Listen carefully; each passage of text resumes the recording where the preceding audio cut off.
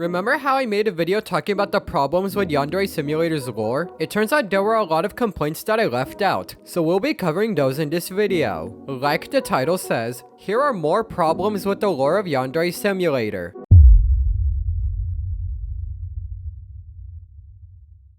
One complaint that fans have had about the lore of Yandere Simulator has to do with Info-chan. For those who don't know, Info-chan is one of the characters in Yandere Simulator. Her main purpose is to provide the player with various services that can help aid them. Anyway, Info-chan has been a subject of criticism over the years. Reddit user FarmMammoth3214 wrote, "Why does this random girl want to help Ayano? Why does she get this room all to herself? Why does the faculty allow this? Why does she have access to random items like drugs or various poisons? Where are her parents? Are they alive? In mission mode, how does she recognize Nemesis?" It does make sense that fans would question the role of Info-chan. After all, the question of how she got to her position has not been answered in great detail. Reddit user Morfig5840 summed up their criticisms of Info-chan as the following. Have a room just for her, gets information about everybody and decides to help Ayano makes no sense. Not to mention her being allowed in school when I don't even know the basics like her real name. The latter part has somewhat been explained, as Info-chan supposedly blackmailed the headmaster of academia to allow her to be there. Whether or not this is a good explanation is up for debate. If Info-chan had a bit more of a backstory and had her mechanics changed, I could see her becoming much more popular within the Yandere Simulator community.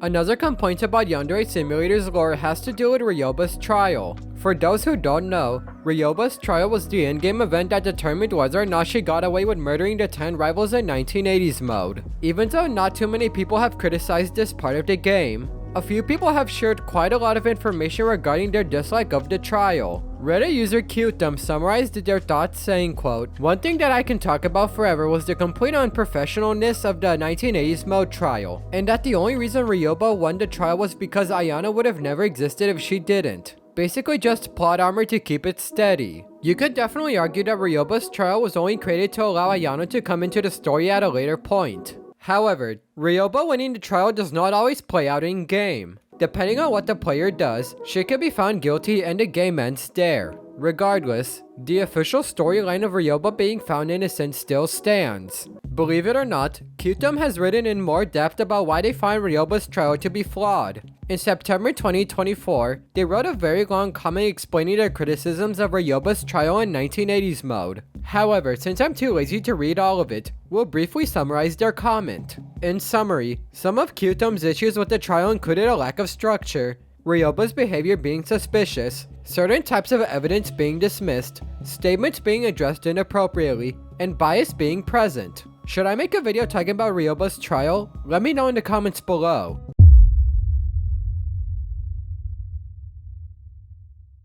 I know the title of this section sounds weird, but it'll make sense. Reddit user Apathetic Robbins wrote the following comment in the replies to our post. "The reason that the suitors can always find a rival they have a crush on, even when she's dead, is because they all wear a very strong perfume that they can track down. Like dogs, I guess. It gives a funny mental image, but it makes absolutely no sense." I actually did not know this was a thing. That being said, I could not find a mention of this piece of trivia on the Yandere Simulator wiki. Therefore, take it with a grain of salt. I do agree that it's stupid though. Apathetic Robbins also wrote the following about this piece of trivia. "Why can't Raibaru sniff out Osana but Kyuji can? In Japan, it's considered rude to use too much fragrance." Well, tough luck to computer science majors. So this doesn't really make sense. Why is there not a gameplay option to steal the rival's perfume so the suitor cannot track her? And last but not least, no perfume is strong enough for someone to be able to sniff out the person using it from across the school campus. If this is indeed the case, then it's definitely one of the dumber pieces of trivia about Yandere Simulator. Again, I could not find this being officially mentioned anywhere, so take that piece of trivia with a grain of salt.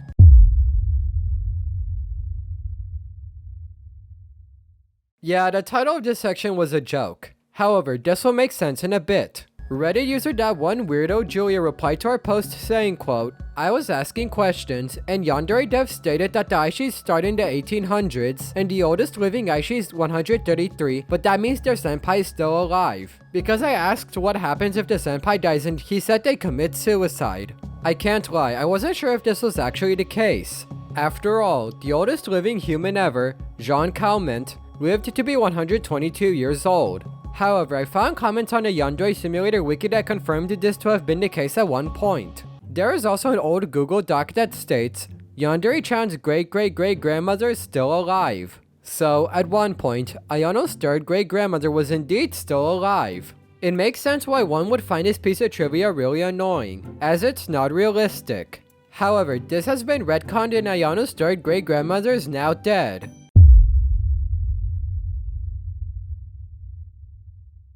One notable complaint about the lore of Yandere Simulator is how it is poorly executed. In the comments of a different post I made, user such a creative name 12 wrote, I would also say this. The way the lore is delivered is also unenjoyable. It's supposed to be Ayano's story, yet she lacks agency in her own narrative. She's being tugged along by InfoChan and being told what to do, instead of utilizing Ayano's pre-existing knowledge. Yet Ayano is unnecessarily reliant on InfoChan to do things for her? Why does she need to be told to stalk Osana like a pet by InfoChan? Ayano stalks Taro. She on her own intuition should investigate and determine for herself whether or not the girls are a threat. To be honest, I did not think of Ayano's character this way. She could definitely be doing everything in-game herself, yet she relies on someone like InfoChan to get certain items and do certain tasks for her. Such a creative name 12 further wrote, instead we have this omnipotent character, InfoChan, that just somehow knows everything and just dumps lore and character information. Alex releases all these lore bits, but they don't actually make the story more intriguing or any more engageful. The way it's delivered is boring, spoon-fed, or obscure, and Ayano the character rarely ever has thoughts or speculations of her own. With the existence of InfoChan,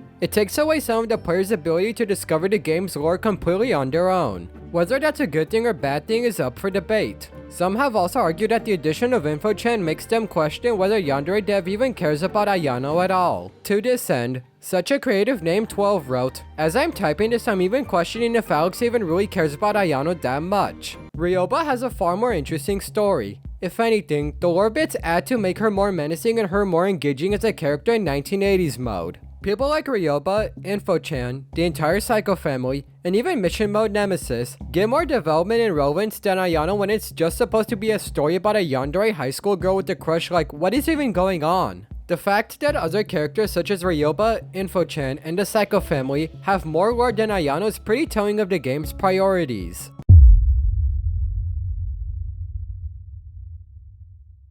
The final complaint we'll be sharing in this video has to do with the lore seemingly being made up randomly. What do I mean by this?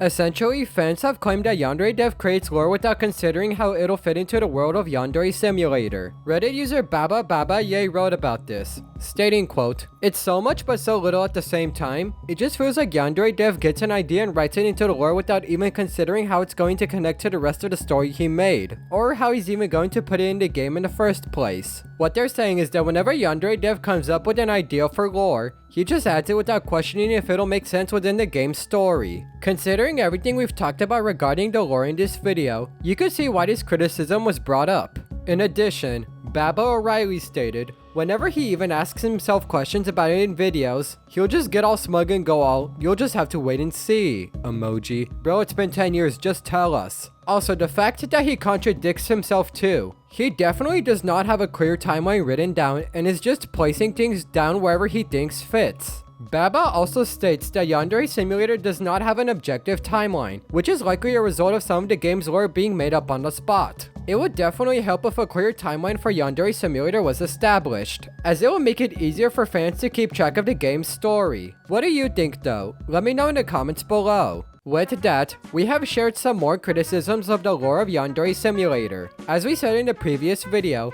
Yandere Simulator's lore has been a subject of criticism from fans of the game. It's not perfect and definitely has its fair share of flaws. However, like every game, there are also positive aspects to the game's lore. For example, there are people who like InfoChan's lore. Even then, Yandere Simulator's lore is still not the best. With everything being said, feel free to watch this video next.